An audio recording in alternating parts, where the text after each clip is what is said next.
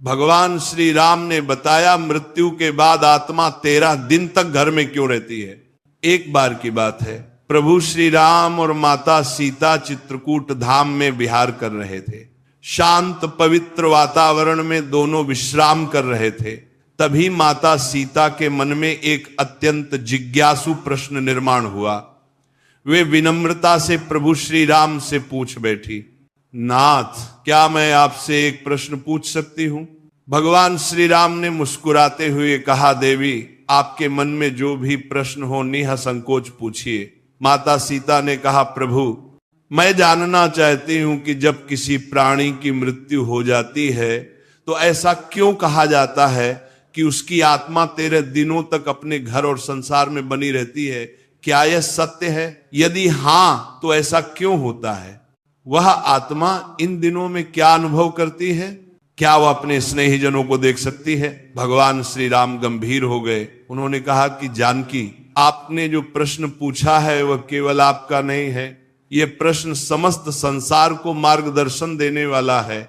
इस विषय को जानना सभी के लिए आवश्यक है, क्योंकि जीवन और मृत्यु के रहस्य से अनभिज्ञ रहना अज्ञान के अंधकार में भटकने जैसा है।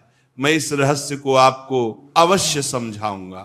कहा जाता है कि मृत्यु के 24 घंटे बाद आत्मा अपने घर वापस आती है, अपने परिवार, अपने प्रियजनों और उन स्थानों को देखने जहां उसने अपना संपूर्ण जीवन व्यतीत किया है। लेकिन क्यों? क्या उसे अपनी मृत्यु का आभास होता है? क्या वह अपने परिवार के दुख और विलाप को महसूस कर सकती है? और मृत्यु के बाद आत्मा को अपने कर्मों के फल कैसे प्राप्त होते हैं? ये रहस्य स्वयं मृत्यु के देवता यमराज ने एक बार देवर्षि नारद को बताया था। यमलोक के अधिपति यमराज ने बताया कि आत्मा का यह सफर केवल शारीरिक मृत्यु का अंत नहीं, बल्कि एक नए प्रारंभ की ओर बढ़ने की प्रक्रिया होती है। आज के इस प्रवचन में हम आपको वही कथा सुनाने जा रहे हैं जो स्वयं यमराज ने नारद जी को सुनाई थी। ये कहानी आपको मृत्यु के बाद आत्मा के अनुभवों और उसके वास्तविक सत्य को समझने में मदद करेगी। एक बार मृत्यु के देवता यमराज यमपुरी में अपने सिंहासन पर विराजमान थे। चारों ओर दिव्य प्रकाश फैला हुआ था। यमलोक के दूत अपने कार्यों में व्यस्त थे।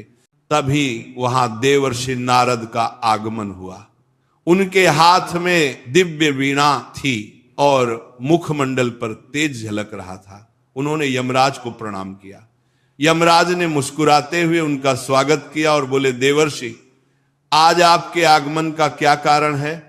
मुझे प्रसन्नता है कि आप यमलोक पधारे। कहिए, कैसे आना हुआ? नारद मुनि ने विनम्रता से उत्तर दिया, धन्यवाद प्रभु। मैं पृथ्वीलोक का भ्रमण कर रहा था और वहां मैंने एक विचित्र दृश्य देखा जिसने मेरे मन में कई प्रश्न उत्पन्न कर दिए। यमराज जिज्ञासु दृष्टि से नारद जी को देखने लगे और बोले, कौन से प्रश्न देवर्षि? कृपया बताएं, मैं आपकी जिज्ञासा अवश्य शांत करूंगा। नारद जी बोले, हे धर्मराज, जब मैं पृथ्वी लोक पर था तो मैंने देखा कि एक वृद्ध पुरुष की मृत्यु हो गई। उसके परिवार और रिश्तेदार शोक में डूबे हुए थे। वे विलाप कर रहे थे और कुछ तो विभिन्न उपाय कर रहे थे ताकि उनकी आत्मा पुनः लौट आए। इस दृश्य को देखकर मेरे मन में गहरे प्रश्न उठे। यमराज ने नारद जी की बातों को ध्यान से सुना। नारद जी आगे बोले, मृत्यु एक अटल सत्य है, लेकिन इसके बाद क्या होता है ये रहस्य बना हुआ है। मेरे मन में 2 मुख्य प्रश्न उत्पन्न हुए हैं। पहला यह कि क्या वास्तव में मृत्यु के 24 घंटे बाद आत्मा अपने घर लौटती है? दूसरा यह कि मृत्यु के बाद आत्मा का जो 13 दिनों का सफर बताया जाता है, क्या वह सच में होता है या ये केवल सुनी सुनाई बातें हैं? नारद जी की जिज्ञासा अत्यंत महत्वपूर्ण थी। यमराज कुछ क्षण मौन रहे और फिर उन्होंने गहरी सांस लेते हुए कहा, देवर्षि, ये एक गंभीर प्रश्न है और इसका उत्तर प्रत्येक मनुष्य को अवश्य जानना चाहिए। मैं तुम्हें इस रहस्य की पूरी कथा सुनाता हूं, जिसे समझने से हर जीव मृत्यु के वास्तविक स्वरूप को जान सकेगा। यमराज कहानी शुरू करते हैं। बहुत समय पहले की बात है। एक गांव का एक युवा जिसका नाम आलोक था, बचपन से ही धार्मिक प्रवृत्ति का था। वह प्रतिदिन तुलसी में जल चढ़ाता, सुबह शाम पूजा पाठ करता और सदा ईश्वर का स्मरण करता। उसके परिवार में उसके पिता, पत्नी और एक छोटा सा बच्चा था। मां का देहांत कई वर्षों पहले हो चुका था और अब उसके पिता भी लंबे समय से बीमार थे। समय बीतता गया और एक दिन उसके पिता ने भी इस संसार को छोड़ दिया। ये घटना आलोक के लिए असहनीय थी। उसने अपने पिता का विधि पूर्वक अंतिम संस्कार किया, लेकिन उसके मन में अनेकों प्रश्न उभरने लगे। मृत्यु के बाद आत्मा का क्या होता है? क्या आत्मा वास्तव में घर लौटती है? यदि हां तो क्यों? इन प्रश्नों के उत्तर खोजने के लिए वह एक आध्यात्मिक यात्रा पर निकल पड़ा। कई गांवों और जंगलों से होते हुए अंततः वह एक आश्रम पहुंचा जहां एक तेजस्वी संत ध्यानमग्न थे। आलोक ने उनके चरणों में गिरकर पूछा, गुरुदेव, मृत्यु के बाद आत्मा का क्या होता है? क्या यह सच है कि मृत्यु के 24 घंटे बाद आत्मा अपने घर लौटती है? संत मुस्कुराए और बोले, बेटा, यदि तुम इस रहस्य को सच में समझना चाहते हो तो तुम्हें इस जंगल में और आगे बढ़ना होगा। वहां तुम्हारे सभी प्रश्नों के उत्तर तुम्हारा इंतजार कर रहे हैं। आलोक ने श्रद्धा से सिर झुकाया और कहा, गुरुदेव, मैं ये यात्रा करने के लिए तैयार हूं, कृपया मुझे मार्ग दिखाइए।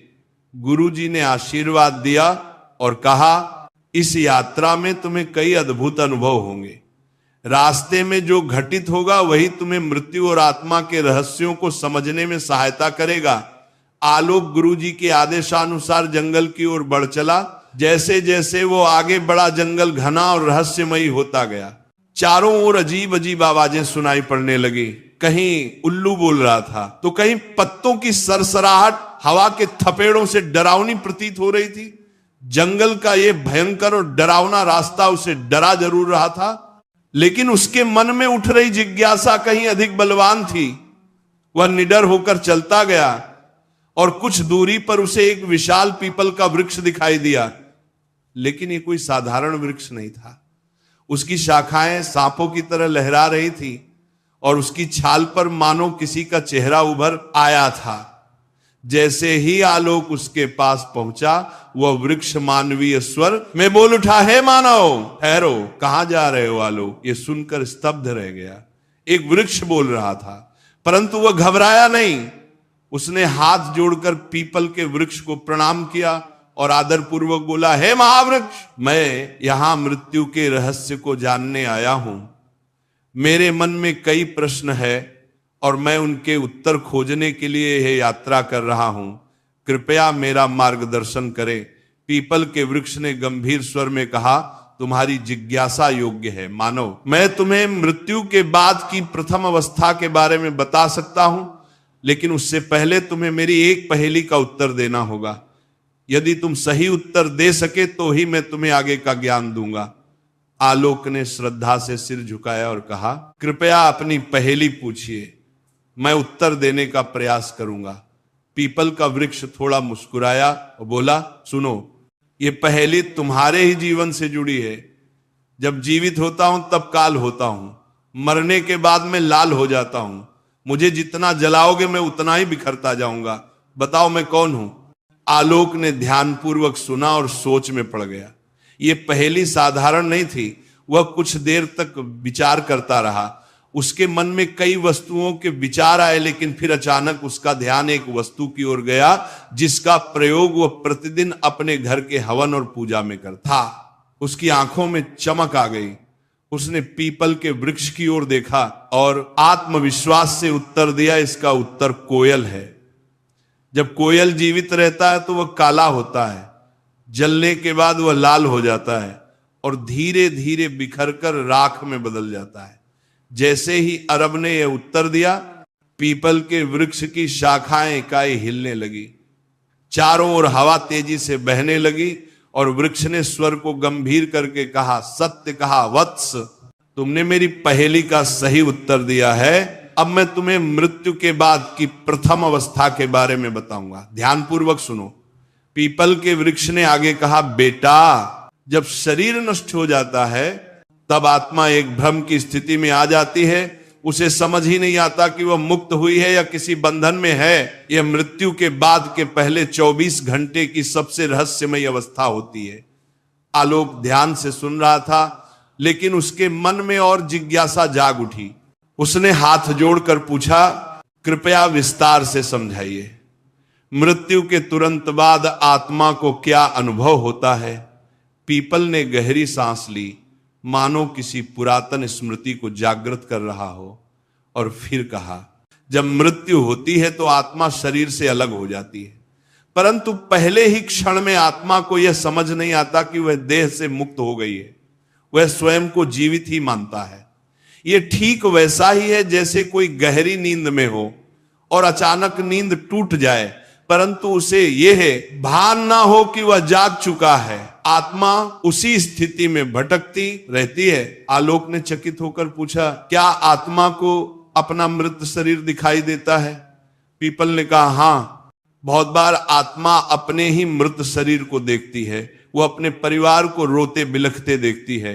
वो उनसे बात करने की कोशिश करती है, उन्हें छूने का प्रयास करती है, लेकिन कोई उसकी आवाज नहीं सुन सकता, कोई उसके स्पर्श को महसूस नहीं कर सकता।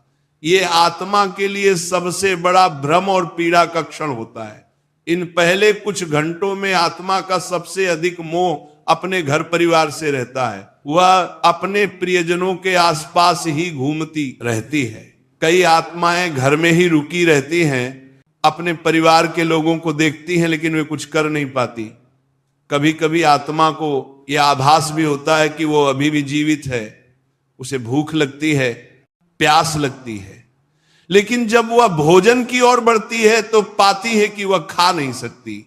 जब वह अपने प्रियजनों को गले लगाने का प्रयास करती है तो पाती है कि वह उसे महसूस नहीं कर सकती। यह स्थिति आत्मा के लिए सबसे अधिक कष्टदायक होती है। आलोक की आंखों में विस्मय और करुणा दोनों झलक उठे। उसने पूछा, क्या आत्मा को अपने कर्मों का आभास होने लगता है? पीपल का स्वर और गंभीर हो गया और उसने आगे कहा, हां, जैसे जैसे समय बीतता है आत्मा को धीरे धीरे अपने कर्मों का आभास होने लगता है। यदि उसके जीवन में अच्छे कर्म थे तो उसे भीतर से शांति अनुभव होती है, लेकिन यदि उसने बुरे कर्म किए थे, किसी का दिल दुखाया था, अधर्म किया था, तो वह पीड़ा से भर उठती है। उसे अपने ही पापों का बोझ महसूस होने लगता है। कई आत्माएं इतनी अशांत होती हैं कि वे घर के भीतर ही अटक जाती हैं और उनका शरीर जलाया जाता है, तब भी वे वहीं भटकती रहती हैं। इसलिए शास्त्रों में कहा गया है कि मृत्यु के तुरंत बाद गीता का पाठ करना चाहिए, आत्मा के लिए प्रार्थना करनी चाहिए, ताकि वो अपने मोह को त्याग कर आगे की यात्रा पर बढ़ सके। 24 घंटे के भीतर आत्मा को धीरे धीरे यह समझ आने लगता है कि वो अब इस संसार में नहीं रही, लेकिन तब तक उसका मोल इतना अधिक बढ़ जाता है कि वो अपने घर वापस लौटती है। यही कारण है कि हिंदू धर्म में मृत्यु के अगले दिन घर में विशेष पूजा की जाती है, आत्मा के लिए पिंडदान किया जाता है, ताकि वह शांति से अपनी आगे की यात्रा पर जा सके। पीपल ने अपनी बात समाप्त की और कुछ क्षणों के लिए मौन हो गया। आलोक पूरी तरह स्तब्ध था। उसे अब समझ आ रहा था कि मृत्यु केवल एक अंत नहीं, बल्कि एक नई यात्रा की शुरुआत होती है। उसने आदर पूर्वक पीपल को प्रणाम किया और कहा, ज्ञानी, आपने जो ज्ञान दिया वह मेरे लिए अमूल्य है। अब मैं जानना चाहता हूं कि मृत्यु के बाद आत्मा की आगे की यात्रा कैसी होती है। कृपया मुझे आगे का मार्गदर्शन दें। पीपल ने मुस्कुराकर कहा, वत्स, यदि तुम सच में मृत्यु का रहस्य समझना चाहते हो तो तुम्हें और आगे जाना होगा। वहां तुम्हें और भी गहरी सत्य का ज्ञान होगा। आलोक ने सिर झुकाया और आलोक अपनी यात्रा में आगे बढ़ता गया। जंगल गहरा होता जा रहा था। पक्षियों की आवाजें धीरे धीरे कम होती जा रही थी और चारों ओर एक रहस्यमय शांति छा गई थी। तभी उसे एक विशाल काले रंग का कौवा दिखाई दिया। वह कौवा आम पक्षियों से कहीं बड़ा और अद्भुत था। उसकी आंखें जलती हुई अंगारों जैसी प्रतीत हो रही थी और उसके पंखों से एक दिव्य आभा निकल रही थी।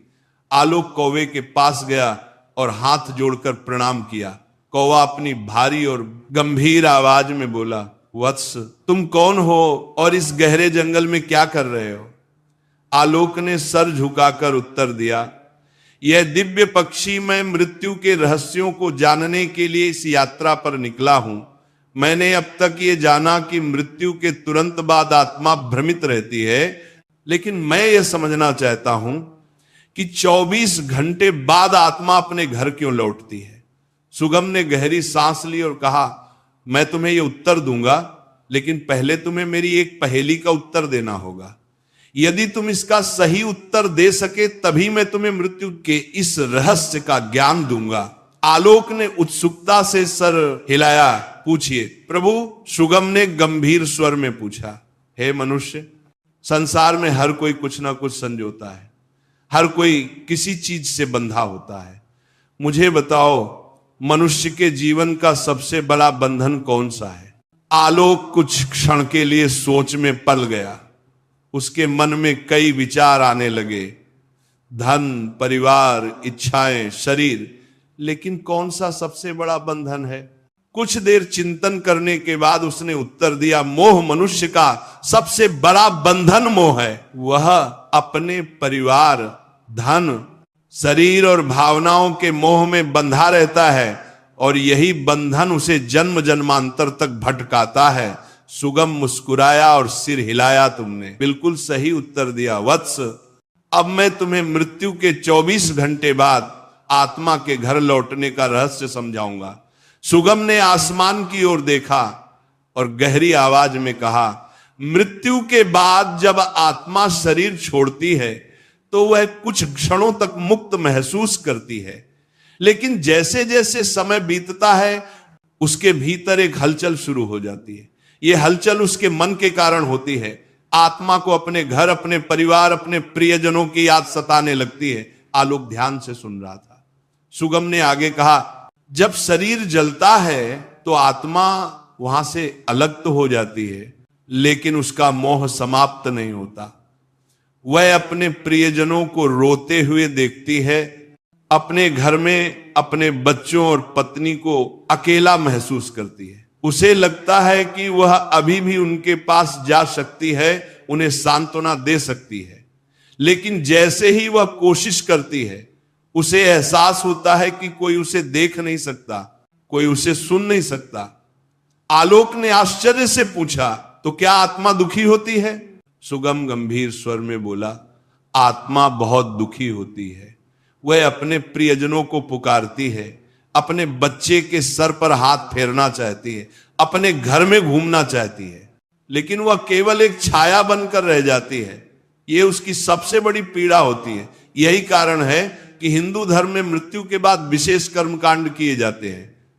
जब परिवार जन्म गीता का पाठ करते हैं, दीप जलाते हैं और आत्मा की शांति के लिए पिंडदान करते हैं, तब आत्मा को धीरे धीरे इस संसार से मुक्त होने में सहायता मिलती है। आलोक की आंखें नम हो गई थी।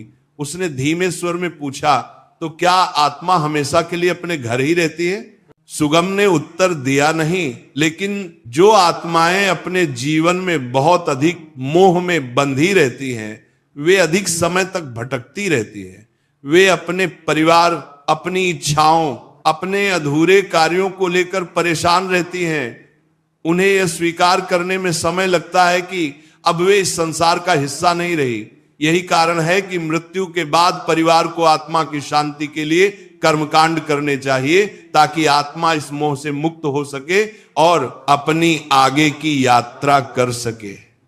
सुगम ने आलोक को देखा और कहा, अब तुम जान चुके हो कि आत्मा मृत्यु के 24 घंटे बाद अपने घर क्यों लौटती है। यह मोह ही आत्मा को खींचकर वापस ले आता है। लेकिन अब तुम्हें आगे की यात्रा करनी होगी, क्योंकि अभी भी बहुत से रहस्य बाकी हैं। आलोक ने सुगम के चरणों में सिर झुकाया और कहा कि दिव्य पक्षी, आपने मुझे अनमोल ज्ञान दिया। अब मैं जानना चाहता हूं कि जब आत्मा मोह से मुक्त हो जाती है तब उसकी आगे की यात्रा कैसी होती है। सुगम ने गंभीर स्वर में कहा, वत्स, यदि तुम सच में जानना चाहते हो तो तुम्हें अपनी यात्रा जारी रखनी होगी। आगे तुम्हें और भी गूढ़ रहस्य ज्ञात होंगे। जाओ और आगे बढ़ो। आलोक ने सिर झुकाया और अब अपनी यात्रा के तीसरे पड़ाव पर पहुंच चुका था। जंगल का घनत्व तो थोड़ा कम होने लगा था और वातावरण में एक अलौकिक शांति थी। पक्षियों का मधुर गान, मंद मंद बहती हवा और चारों ओर हरी भरी भूमि, यह स्थान किसी दिव्य लोक का आभास करा रहा था। तभी उसकी दृष्टि सामने खड़ी एक अद्भुत गोमाता पर पड़ी।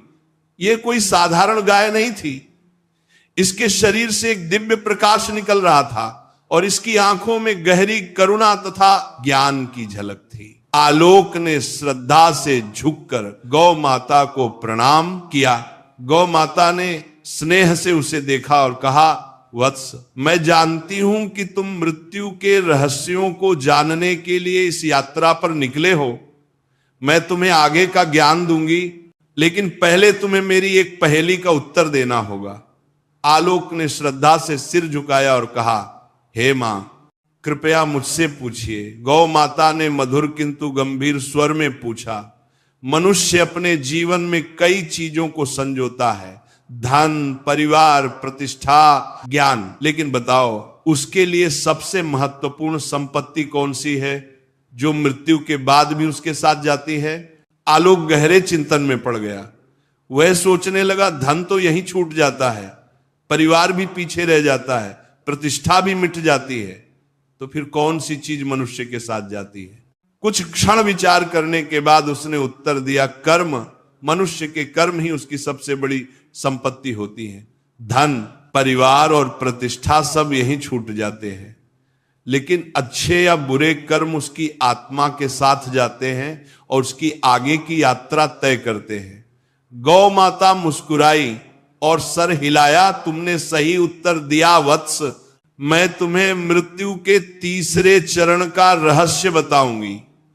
गौ माता ने अपनी आंखें बंद की और उनके चारों ओर एक दिव्य आभा फैल गई। उन्होंने गहरे स्वर में कहना शुरू किया, जब आत्मा मृत्यु के बाद अपने मोह से मुक्त हो जाती है, तब उसका सामना अपने कर्मों से होता है। आत्मा को अपने संपूर्ण जीवन का प्रतिबिंब दिखाई देता है। उसने जो अच्छे कर्म किए होते हैं वे उसे प्रकाश की ओर ले जाते हैं, और जो बुरे कर्म किए होते हैं वह उसे अंधकार की ओर धकेलते हैं। आलोक ध्यानपूर्वक सुन रहा था।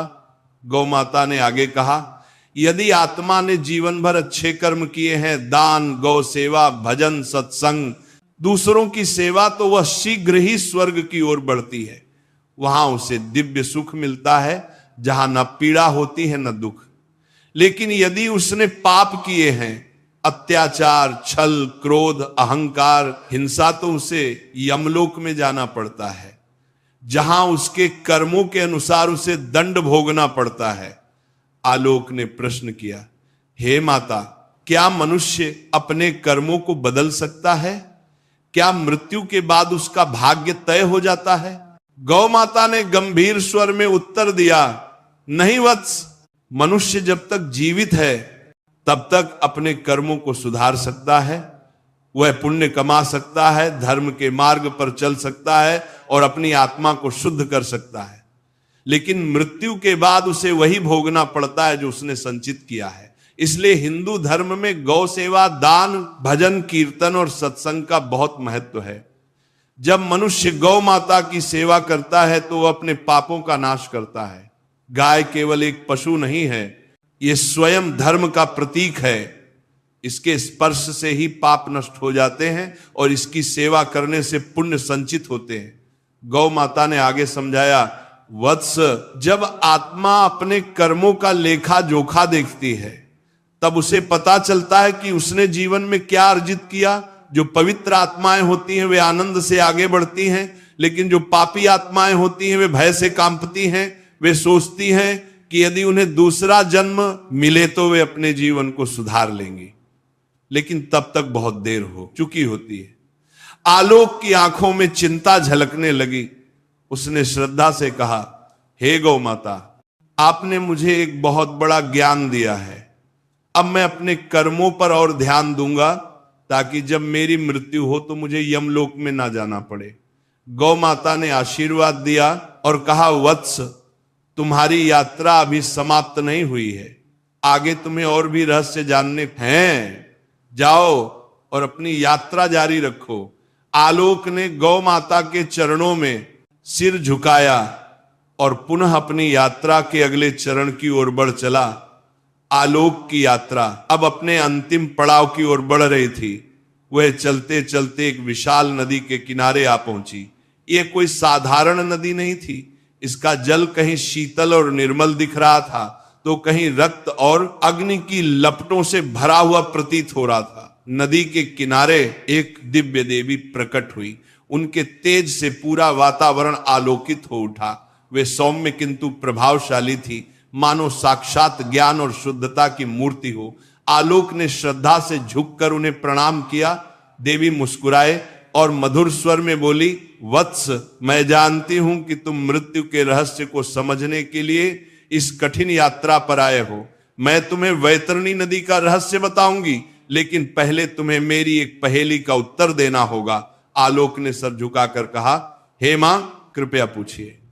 देवी ने गंभीर स्वर में पूछा, बताओ वत्स, इस संसार में मनुष्य का सबसे बड़ा भ्रम क्या है? आलोक कुछ क्षण सोचता रहा, फिर उसने उत्तर दिया, मां, मनुष्य का सबसे बड़ा भ्रम यह है कि वह सोचता है कि यह शरीर और यह संसार अस्थाई है। वह मृत्यु को भूलकर सांसारिक मोह में डूबा रहता है। लेकिन जब मृत्यु का समय आता है, तब उसे समझ में आता है कि यह सब नश्वर है, केवल आत्मा अमर है। देवी मुस्कुराई और कहा, वत्स, तुमने सत्य को पहचान लिया। अब मैं तुम्हें वैतरणी नदी के रहस्य का ज्ञान दूंगी। देवी ने समझाया, वत्स, ये वैतरणी नदी है। ये यमलोक और पितरों के बीच बहती है। ये आत्मा के लिए अंतिम परीक्षा होती है। जिन्होंने अपने जीवन में पुण्य किए होते हैं, वे इसे आसानी से पार कर लेते हैं और स्वर्ग या मोक्ष की ओर बढ़ जाते हैं। लेकिन जिन्होंने पाप और अधर्म किया होता है, उनके लिए यह नदी अग्नि और रक्त से भरी हुई प्रतीत होती है। वे इसमें फंस जाते हैं और छटपटाते रहते हैं। आलोक भय और विस्मय से यह दृश्य देख रहा था। उसने प्रश्न किया, मां, आत्मा के लिए यह नदी इतनी महत्वपूर्ण क्यों है? देवी ने उत्तर दिया, वत्स, यह नदी आत्मा की अंतिम परीक्षा है। यह उसके जीवन के कर्मों का प्रतिबिंब है। जिन्होंने गौ सेवा, दान, पुण्य और धर्म का पालन किया, उनके लिए यह नदी निर्मल जल की धारा बन जाती है। वे इसे पार कर मोक्ष या स्वर्ग की ओर बढ़ते हैं। लेकिन जिन्होंने अधर्म, पाप और अन्याय किया, उनके लिए यह नदी एक भयंकर यातना का स्थान बन जाती है। वे इसमें फंस जाते हैं और तब तक कष्ट भोगते हैं जब तक उनके पापों का नाश नहीं हो जाता। आलोक ये सुनकर गंभीर हो गया। उसने प्रश्न किया, मां, आत्मा इस नदी को कैसे पार कर सकती है?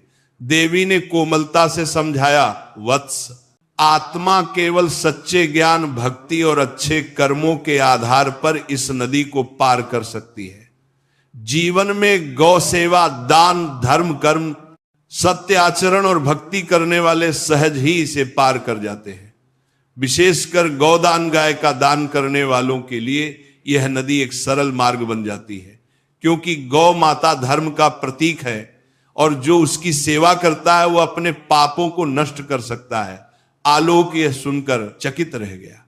उसने एक और प्रश्न किया, मां, यदि कोई व्यक्ति जीवन में अच्छे कर्म ना करे तो क्या वह कभी इस नदी को पार नहीं सकता?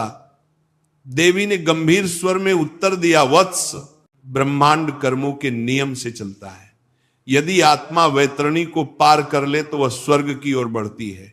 यदि नहीं तो उसे यमलोक में न्याय के लिए भेजा जाता है, जहां उसके कर्मों का हिसाब होता है। जो आत्माएं इसे पार नहीं कर पाती, वे भटकती रहती हैं। वे पुनर्जन्म के चक्र में फंस जाती हैं और कई जन्मों तक कष्ट सहती हैं। आलोक की आंख खुल चुकी थी। उसने देवी को प्रणाम किया और कहा, हे मां, आपने मुझे सत्य का ज्ञान दिया। अब मैं अपने जीवन को और भी पवित्र बनाऊंगा ताकि मेरी आत्मा मृत्यु के बाद सही मार्ग पर चल सके। देवी ने आशीर्वाद दिया और कहा, वत्स, तुम्हारी यात्रा पूरी हुई। जाओ और इस ज्ञान को संसार तक पहुंचाओ ताकि लोग मृत्यु से पहले जीवन को समझ सके। आलोक ने पुनः प्रणाम किया और उस दिव्य ज्ञान को हृदय में समेट कर लौट पड़ा। तो यमराज ने नारद जी को इस तरह से आत्मा के 13 दिनों के रहस्य की संपूर्ण कथा सुनाई। उन्होंने बताया कि कैसे आत्मा मृत्यु के बाद अपने घर लौटती है, कैसे वो अपने कर्मों के अनुसार आगे बढ़ती है और किन किन अवस्थाओं से गुजरती है। यमराज के वचन सुनकर नारद जी के सभी संदेह दूर हो गए। नारद जी ने हाथ जोड़कर कहा, आपकी यह दिव्य कथा सुनकर मेरे सभी प्रश्नों के उत्तर मिल गए हैं। अब मुझे स्पष्ट हो गया कि मृत्यु के बाद आत्मा किस प्रकार अपनी यात्रा पूरी करती है। मैं इस सत्य का प्रचार प्रसार करूंगा ताकि अधिक से अधिक लोग इस गूढ़ ज्ञान को समझ सके और धर्म के मार्ग पर चल सके। यमराज ने नारद जी को आशीर्वाद दिया और कहा, देवर्षि, यदि मनुष्य इस सत्य को समझकर जीवन व्यतीत करें तो वे मोह माया से मुक्त हो सकते हैं और सही मार्ग का अनुसरण कर सकते हैं। अगर आज की प्रवचन आपको अच्छी लगी हो तो वीडियो को लाइक करें और ऐसे ही प्रवचन सुनने के लिए चैनल को सब्सक्राइब करें। बोलो राधे राधे।